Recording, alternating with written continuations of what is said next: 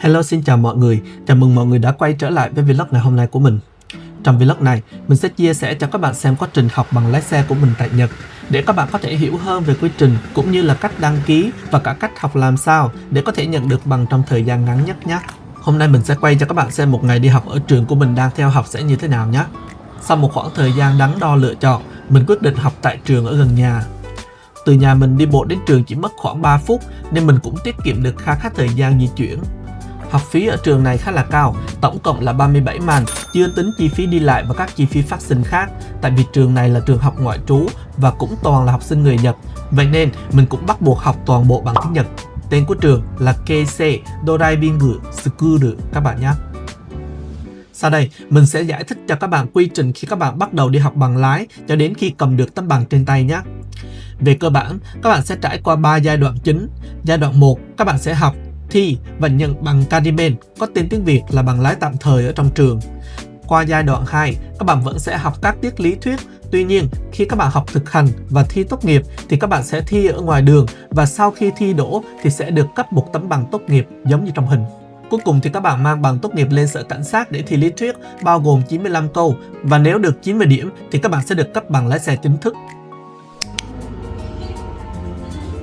Từ khi mình bắt đầu đăng ký học cho đến khi mình tốt nghiệp là tròn 3 tháng. Trong suốt thời gian học, mình được sự hỗ trợ rất nhiều từ thầy cô trong trường. Khi học các tiết lý thuyết, các bạn có thể lựa chọn học trực tiếp trên lớp hoặc học online.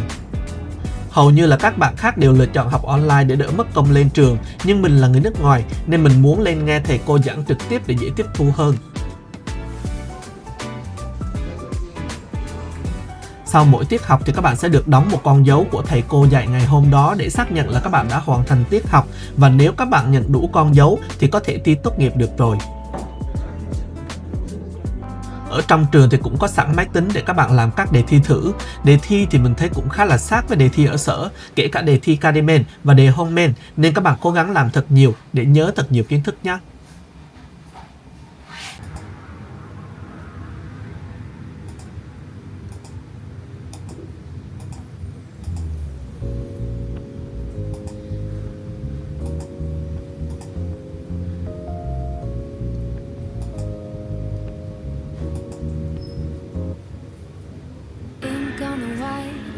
Of the mind, tracing the lines where the answers align. Patience is a rhythm, a soft-spoken prayer, building a ladder in the still morning air. No rush in the pulse, no ghost in the grain, just the quiet satisfaction of a lesson well tamed. Green light, gold light, let the feeling grow, moving at the pace that the steady rivers know. Turn the wheel with grace, find the center of the lane, breaking every shackle, washing off the rain. Oh, the freedom's in the grind, the pieces in the hand. Oh, the freedom's in the grind, the pieces in the hand. Finally making sense of the shifting desert sand. Finally making sense. The engine is a heartbeat, humming under the floor, checking all the mirrors, opening a door. Every signal, every sign, a choice I have to make, finding the resilient sense in every small mistake. The street has a pulse, a logic of its own, a language that I'm learning, feeling right at home. A few moments later. Các bạn chúc mừng mình đi, sau một lần thi thì mình cũng đã đỗ và nhận bằng tốt nghiệp luôn rồi. Trên bằng tốt nghiệp thì có một mã số, chỉ khi các bạn nhận bằng thì mới có thể dùng mã số này để đăng ký lịch thi ở sở cảnh sát, và mình rất may mắn là đăng ký thi được luôn vào ngày hôm sau.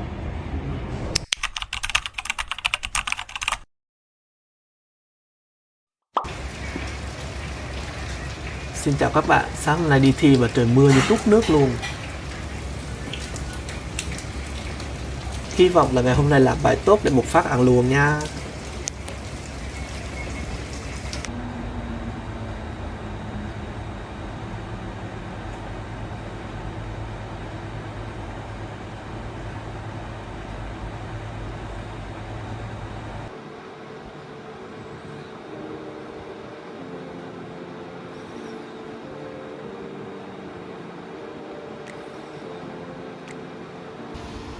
giờ thì cùng mình đến sở cảnh sát để đăng ký thi nhé.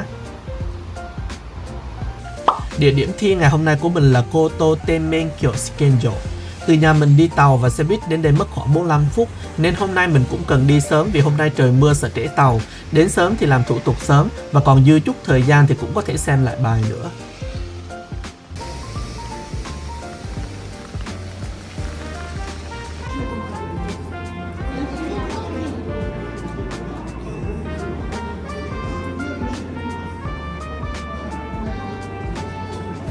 Đoạn này là mình vẫn đang mải mê điền các giấy tờ.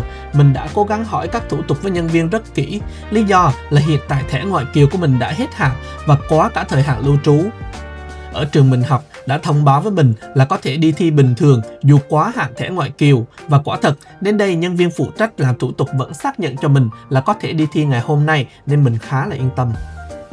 Sau khi mình hoàn thành tất cả các thủ tục quan trọng, mình được báo là lên tầng trên đợi ở trước phòng thi để làm thủ tục nhận số báo danh thi. Đến đây thì mình vẫn tranh thủ mang bài ra ngồi học và vẫn mong hôm nay nhận được bằng lái luôn. Vậy mà, chỉ còn một bước cuối cùng là vào làm bài thi nữa thôi mà mình lại gặp một sự cố khá là bất ngờ, khiến mình rất là thất vọng về cách làm việc khó hiểu của nhân viên ở sở cảnh sát.